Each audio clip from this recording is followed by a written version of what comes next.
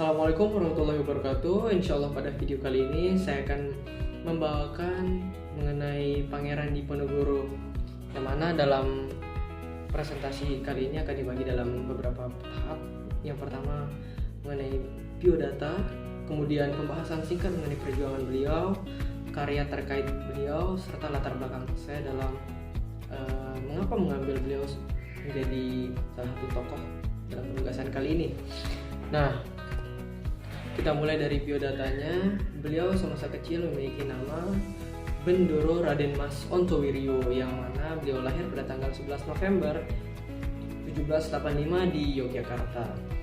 Yang mana memang beliau terlahir dari suatu keluarga yang istilahnya terpandang, di mana ayahnya Mas Surojo, yang mana beliau merupakan Sultan Hamengkubuwono III, dan ibunya R.A. Mengkerawati.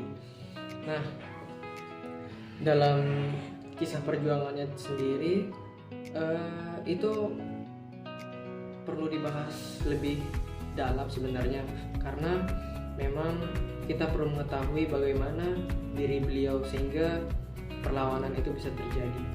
Nah, ketika kita melihat dari aspek pribadi dari Pangeran Diponegoro itu sendiri, memang beliau sedikit lebih condong ke pihak masyarakatnya mengenai pribadinya, yang mana pribadi beliau itu lebih sederhana, lebih merakyat, dan lebih senang untuk berkomunikasi dan belajar di area masyarakat itu sendiri daripada mengikuti tata cara kehidupan di keraton lah istilahnya.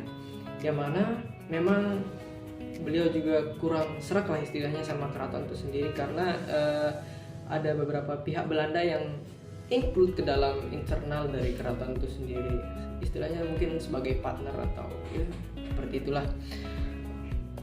Nah, yang mana memang pergerakan dari beliau disulut dari ketidaksenangan beliau dalam melihat ya pergerakan dari Belanda sendiri yang sewena-wena dalam penggunaan lahan di tanah masyarakat, di tanah bagian masyarakat sendiri.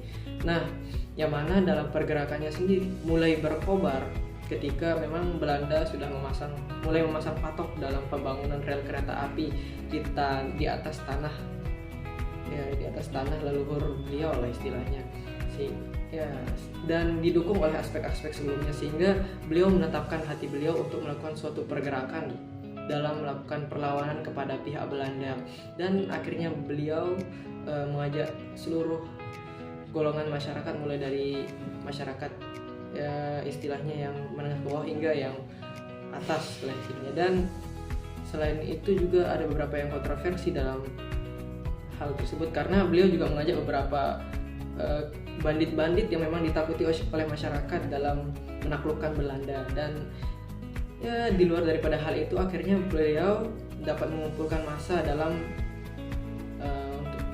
perlawanan beliau, dan ya laskar pun terkumpul sehingga perlawanan serta perang pun berkobar di sana. Dan ya waktu dari perlawanan beliau memang lumayan lama, sekitar 5 tahun lah, ya sekitar 5 tahun. Dan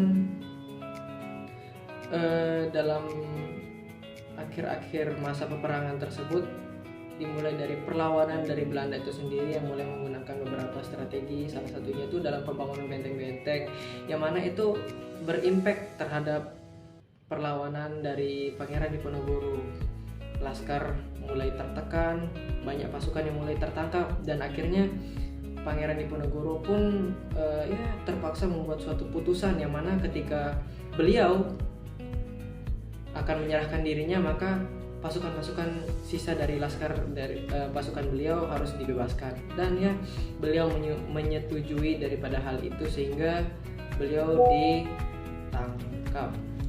Setelah beliau tertangkap, mulai memasuki masa-masa akhir, yang mana beliau hanya menghabiskan waktu di dalam suatu hal yang tidak bebas lah istilahnya, karena beliau mulai diasingkan ke Manado selama 3 tahun, dan kemudian dipindahkan ke penjara di Benteng Fort Rotterdam, Makassar.